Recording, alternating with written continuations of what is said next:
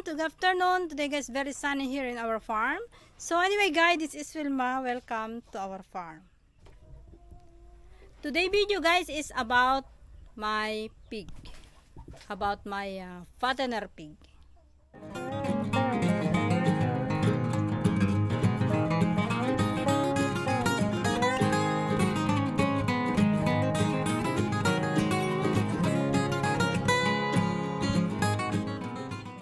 Pag nasa starter stage sila, naka-pure sila. Tapos pag nasa grower na sila guys, naka-pure grower sila ng mga 1 month ganon. Tapos after 1 month na naka-grower sila guys, ay hinahaluan ko ng rice bran. Pero ngayon guys ay malapit na kaming magbenta. 3 weeks more to go, magbebenta na kami. So ang ginagawa ko guys ay ganito. Para mabigat guys ang iyong mga baboy, bago nyo ibenta, umaabot yan guys sa 100 plus. Gawin nyo ito guys para masulit nyo ang iyong mga gastos. Ganito guys, papakita ko sa inyo. So, let's go to my piggery and I gonna show you. So, ganito guys ang aking ginagawa. Ayan.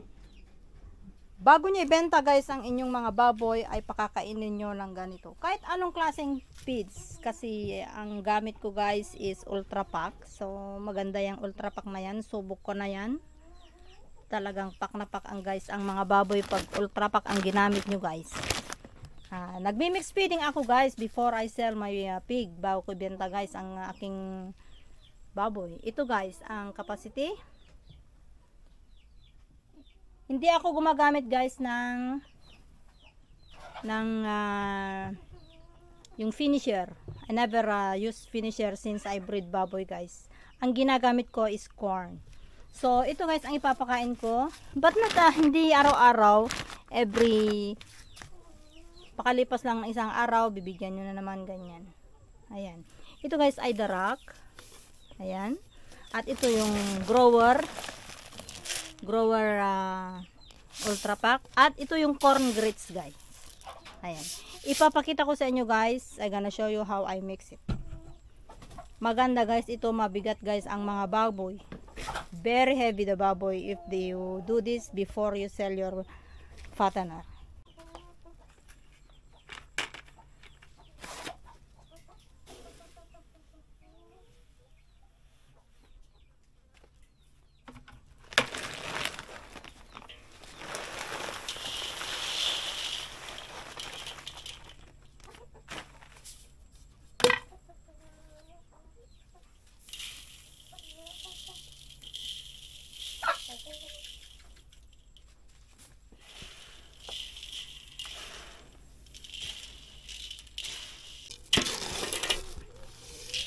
Ganito guys ang gawin nyo pag magbenta na kayo ng baboy. Pag malapit na kayo magbenta ng baboy, pakainin nyo sila guys ng mais. Ayan.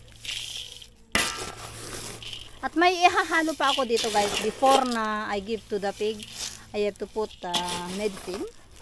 And I gonna show you mamaya.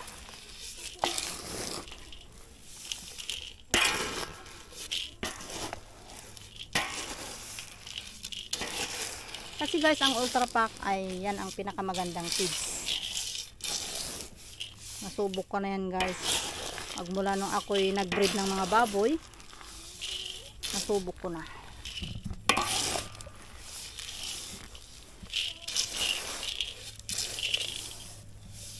And I gonna show you also the medicine that I mix also here before I feed the pig.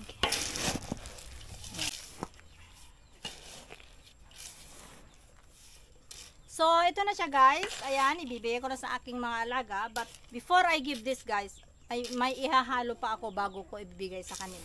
So, papakita ko sa inyo guys. Alam nyo guys, yung ganito na process is matipid pa sa safe feeds also. Matipid sa feeds guys. Hindi ako nagpapakain guys ng puro na feeds. Puro na hinahaluan ko yan guys ng mga organic, yung mga darak, mais, ganyan. Hindi ako nagpapakain ng puro feeds guys kasi pag ipinuro mo ang feeds, malulugi ka guys. Kasi dito, mababa ang presyo ng live weight. Ang live weight namin dito guys ay 150 ngayon.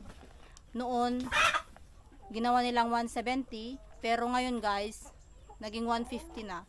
Bumaba na ng bumaba ang live weights, kaya hindi ako nagpapakain ng puro kasi pag pinuro ko guys, luging-lugi na. So, andito na ako guys sa aking piggery. Ayan na yung aking mga baboy. Ayan na sila guys. Malalaki na sila. Ito guys ay 3 weeks more to go. Magbebenta na ako after Christmas. Pagkatapos ng Christmas guys, ready to dispose ng mga ito. Kaya yan guys ang ginagawa ko. Nagmi-mix feeding ako ng yung pinakita ko sa inyo. So, ito na guys ang aking papakain ngayon. Ayan. Ito na yung guys yung in-mix ko. May mais, may corn grits, rice bran, at saka grower. At ito yung tubig. Bago ko ibibigayan guys, before I give them, I put this one. Alam nyo guys kung ano ito? Ito yung Bitmin Pro. Ayan. Yan guys. Yan ang nilalagay ko sa kanilang tubig. Pero at least ano guys, wet feeding pa rin ako. Ayan. Basta mamula lang guys ng konti. Ayan. So ganito guys ang gagawin ko.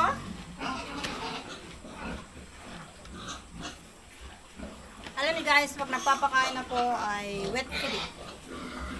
Hindi ako nagpapakain guys ng dry. Kasi wet feeding is the best. Maganda guys.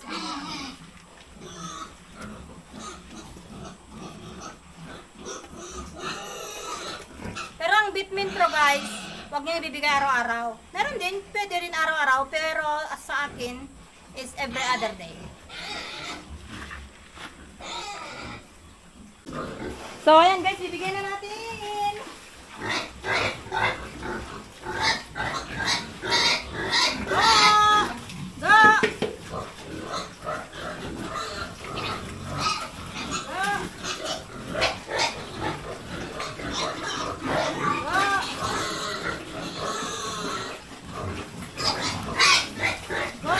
Gaaway na sila. Yeah. Go, go.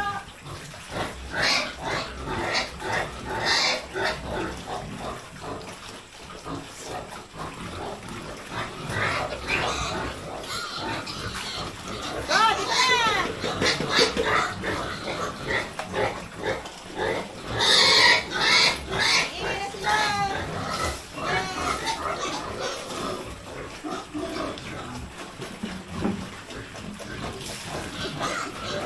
Sarap ang kain nila guys.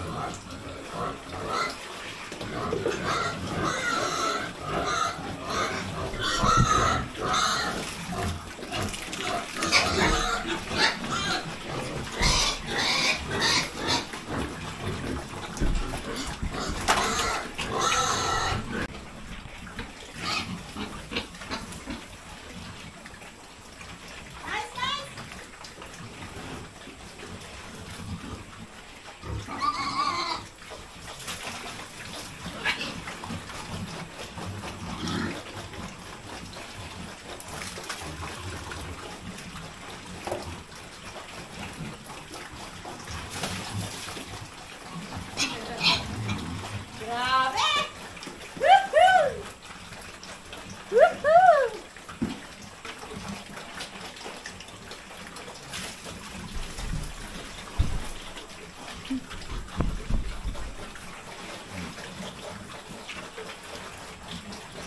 Okay, kain! Iting-iting!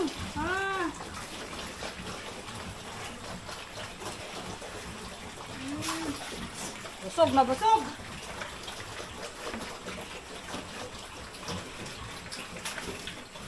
Yan! Alam nyo guys, pag nasa ganyang stage na sila, maganda ang mais. Yan ang ipakain nyo guys. Yung ginawa ko, mabigat guys ang mga baboy. Subok ko na yan guys ng 5 years. Kaya palagi kong ginagawa. Mabigat pa guys ang karne nila, hindi mataba. yung hindi makapal ang taba niya guys. Pag ganyan ang pinapakain niyo bago kayo magbenta. No need finisher. Kasi ang finisher, hindi ko ginagamit yun guys. Yan ang finisher na ginamit ko, yung corn grits. Saka yung darak ng mais. That's the best guys. So, ganyan guys ang sekreto ng pag-aalaga ng baboy. Kung gusto nyong bumigat ang inyong mga alaga, yan lang guys ang gawin nyo. Huwag na kayong bumili ng finisher kasi another gastos na naman guys. Yan na lang gawin nyo. Mais, corn grits, at saka gusto nyo rin ang yung darak ng mais. Maganda rin guys. Yan guys ang ginagawa ko. Every time na bago ako mag-dispose ng baboy, 2 to 3 weeks, mabigat ang baboy guys. Subok ko na yan 6 years ago. Yan ang ginagamit ko guys. So, tignan nyo naman ang katawan ng aking mga baboy guys. Ayan.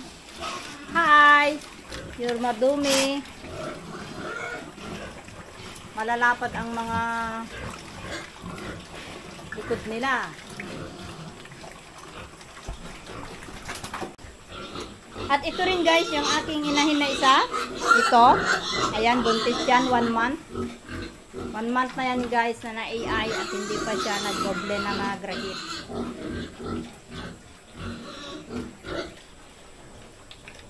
Malaking inahin ito guys. Ito ay may lahing large landrace. Hoy! Bakit? Bakit? Hoy! Why you noisy? Ha? Not enough food? Wait, I'll give you more. Hoy! They're fighting. Go! So, that's all for today guys. Thank you for watching. And have a nice day guys. Hope you like my video. If you want my video, please press the like button. Thank you and advance Merry Christmas.